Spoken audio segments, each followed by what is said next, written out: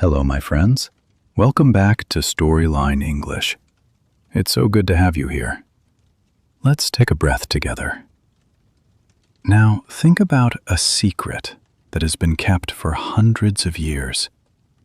A secret about a land so big, so wide, so full of life that people crossed entire oceans just to find it. Today, we are going to travel back in time. We are going to listen to a story that shaped the whole world. A story about dreams, struggle, courage, and a new beginning. This is the story of the United States of America. How it all started, and why it still matters today. So find a comfortable place, relax your shoulders, and let the story begin. But before we start, if this is your first time here, welcome to Storyline English. This channel is your calm, quiet place to learn English through real stories. Stories that stay with you. If you enjoy today's journey, please subscribe and leave a comment below.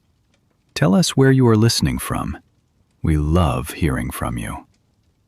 Now, let us go back.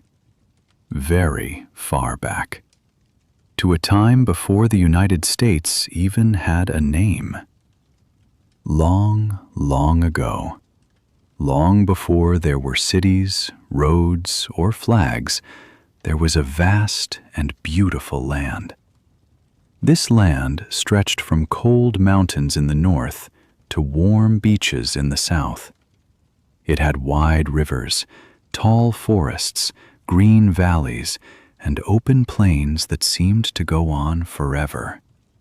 And this land was not empty. It was full of life, full of people. These people had lived there for thousands of years. They had their own languages, their own stories, their own ways of living with the earth. We call them the Native Americans, or indigenous peoples.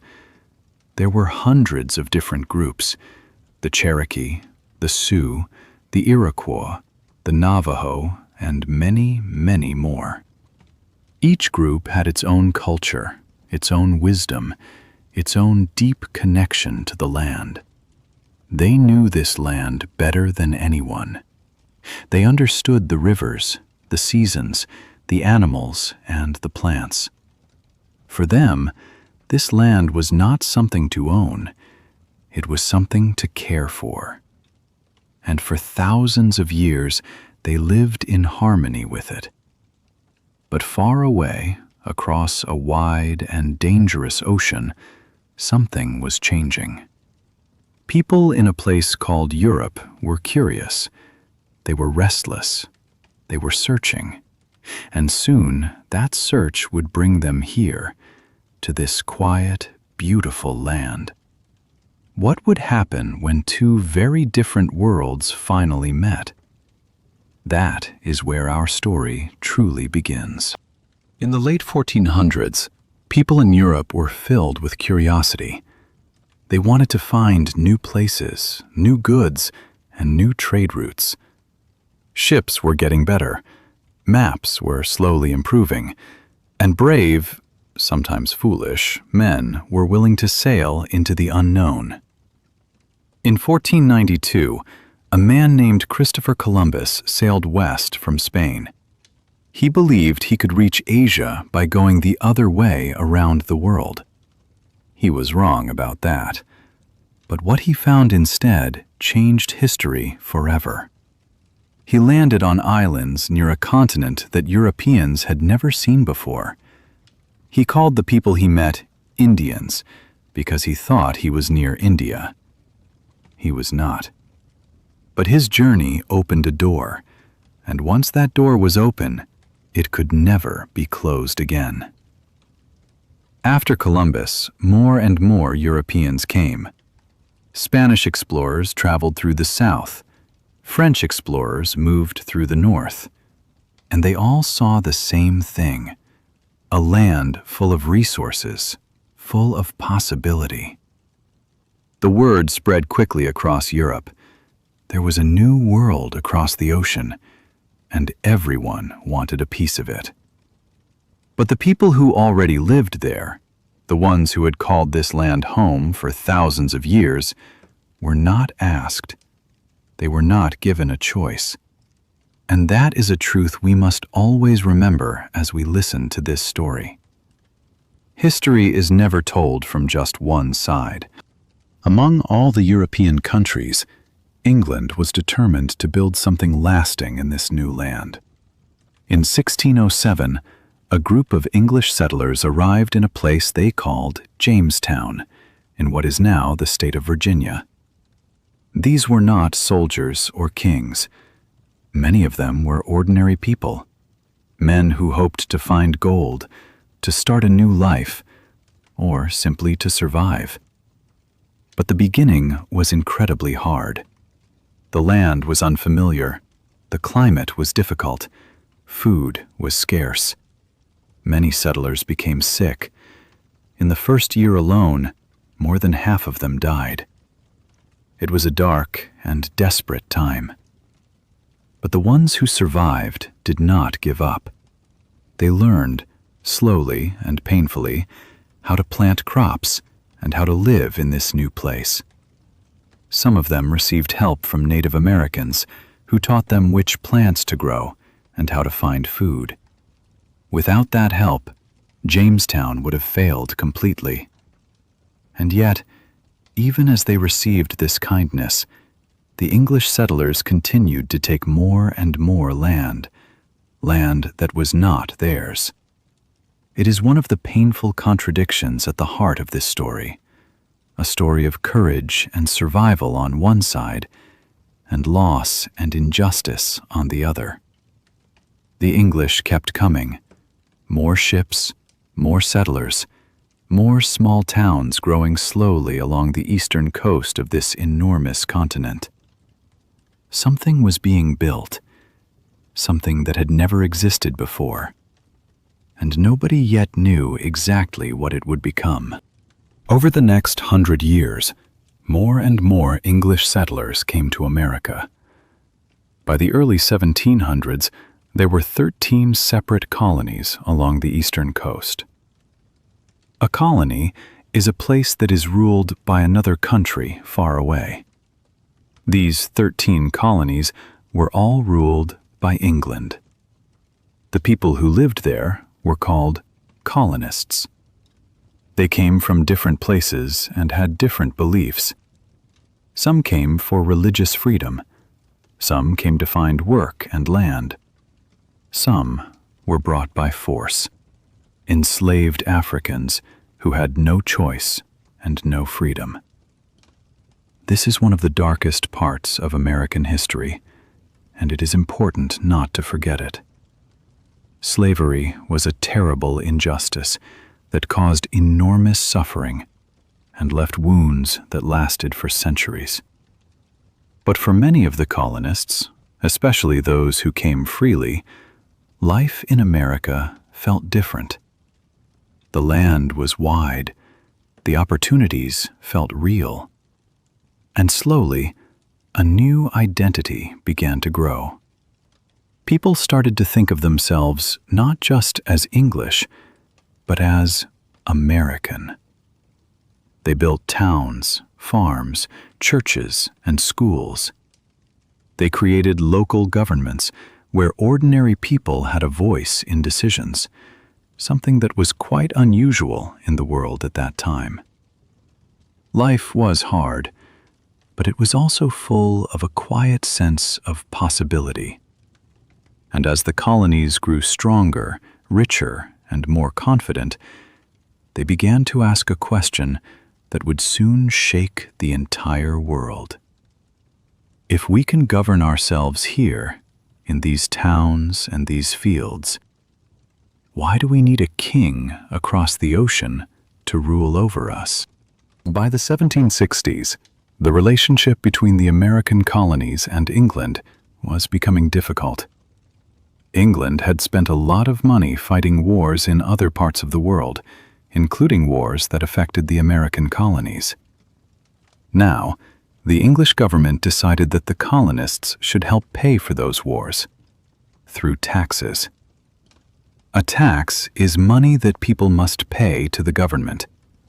England began adding taxes to everyday things: paper, glass, paint, and, most famously, tea. The colonists were furious.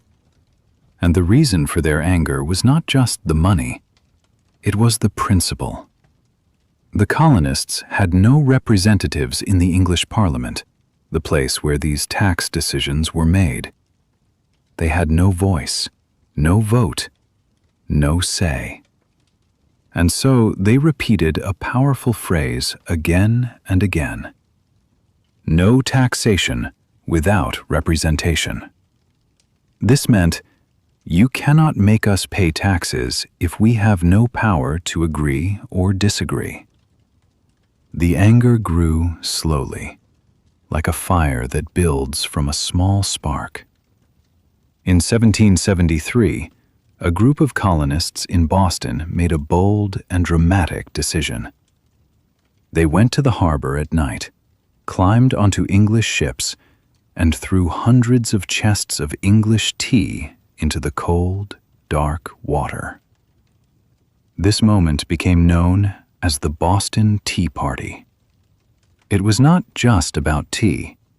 It was a message, a loud, clear, and dangerous message.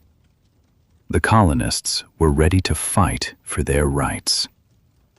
England heard the message, and instead of listening, they tightened their control. That decision would cost them everything. The year 1775 was a turning point. Fighting began between English soldiers, called British Redcoats because of their bright red uniforms, and American colonists. The first shots were fired in small towns called Lexington and Concord in Massachusetts. Nobody was completely sure in those early days what the fighting would lead to. Some colonists still hoped for peace with England, but one man was thinking much further ahead. His name was Thomas Jefferson. He was a writer, a thinker, and a deeply complex person, full of great ideals, but also, like many of his time, deeply flawed. In 1776, Jefferson sat down and wrote one of the most important documents in human history. He called it the Declaration of Independence.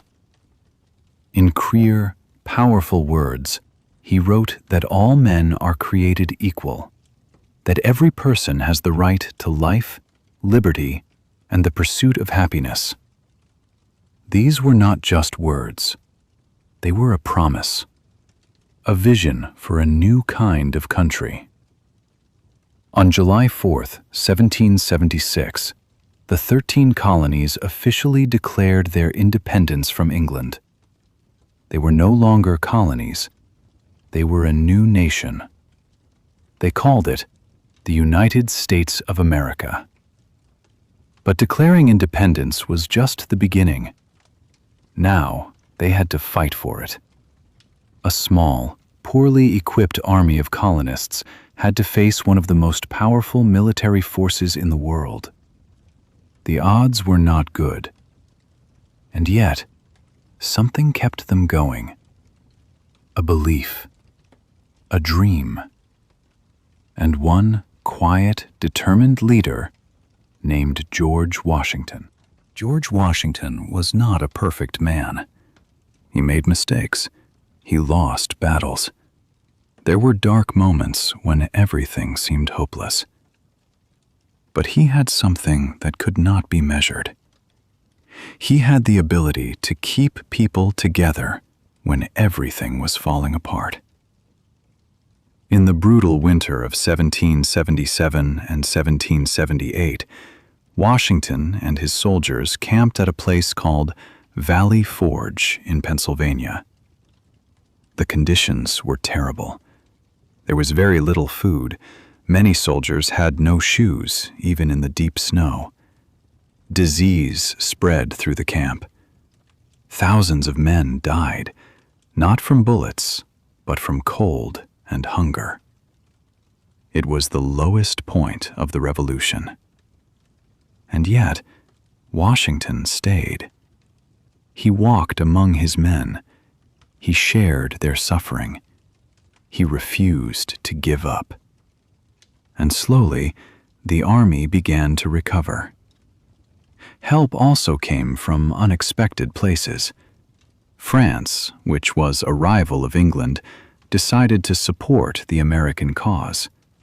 French soldiers and supplies crossed the ocean to help the colonists. And with that help, the balance began to shift. After years of fighting, after so much pain and sacrifice, the turning point finally came. In 1781, the British Army was surrounded and defeated at a place called Yorktown, Virginia. The war was over. The United States of America had won its independence. It was one of the most unlikely victories in history. A new country, small, uncertain, and still finding its way, had defeated a great empire. And now, the real work began. Winning a war is one thing. Building a country is something else entirely. After the Revolution, the leaders of the new United States faced enormous challenges. They had to create a government, a real system of laws and leadership, from almost nothing. In 1787, some of the greatest minds in America gathered in Philadelphia for what is now called the Constitutional Convention. Men like James Madison, Benjamin Franklin, and Alexander Hamilton debated and argued for months. They had many disagreements, but they shared a common goal: to create a government that was fair, that protected freedom, and that could never become a dictatorship. The result was the United States Constitution, a document that described exactly how the government would work. It created 3 branches of government so that no one person could have all the power. It protected the rights of citizens, and it created a system, imperfect but remarkable for its time, that has lasted for more than 200 years. George Washington became the first president of the United States in 1789. He was chosen not because he wanted power, but because everyone trusted him. When his time as president was finished, he chose to step down, to return to private life. That decision, to give up power peacefully, was one of the most important moments in American history. It set a model for every president who came after him. The country was young. It was fragile. It had deep contradictions, especially the terrible reality of slavery, which remained a wound that was not yet healed. But something had been created that the world had never quite seen before. A nation built not on a king or a religion, but on an idea. And so, my friends, we come to the end of our journey today. We have traveled across centuries and across an ocean. We have listened to the voices of native peoples who loved their land, of explorers who dared to cross unknown seas, of ordinary men and women who dreamed of something better, and of leaders who chose courage over comfort. The story of how the United States began is not a simple story. It is not all glory and greatness. It has beauty, and it has darkness. It has courage, and it has injustice. And perhaps that is the most important lesson of all. Real history is honest. It shows us both what people did well and what they got terribly wrong. We learn from both. And for you, my friend, you who is learning English right now through this calm and quiet story, I want you to know something. Every time you listen, you are on your own kind of journey. A journey of discovery. Just like those early settlers who faced something unfamiliar and kept going. You are doing the same thing. English may feel difficult sometimes, strange or far away. But you are here. You are listening. And that means you are already moving forward. This is what Storyline English is here for. To walk beside you on that journey, one story at a time. If today's story stayed with you, if you learned something new or simply felt good listening, please leave a comment below and tell us what part of the story you liked most. Subscribe to Storyline English so you never miss a new story. And come back soon, my friend, because the next story is already waiting for you. Until then, keep listening, keep learning, and keep going. You are doing beautifully.